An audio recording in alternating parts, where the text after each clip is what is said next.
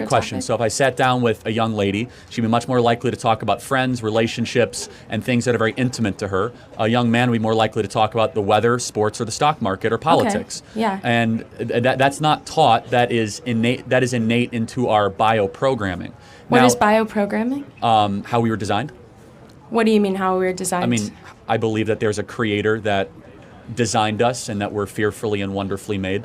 And you might not agree. I would just say how you were born, Yeah. I could even say, just to come to common ground on that. Oh, okay, so the creator chose that men and women have separate roles and it's innate.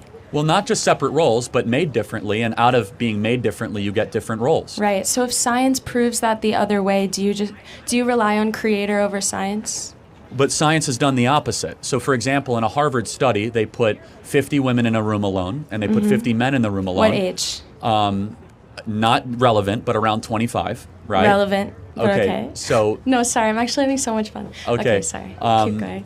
So if you really, I'm fascinated that you think that 8-year-olds' brains are infinitely neuroplastic, but we'll get to that back to that later. No, when they're like babies. By 8 years old, you're already going through school and you've had so many relationships. They're definitely affected. But again, if you were right, John Money would have been proven right. But we'll get to that later. Okay. So, that test has been replicated so many times, and even the Dutch, who are like the most progressive on this, have gotten away from the idea of tabula rasa, that boys and girls are born similarly with brain differences. But we'll agree to disagree on that. But anyway, 25-year-olds were put into a room, okay? Right. And they said, men, what do you think about when they're alone? No surprise, sports and sex, Yeah. right?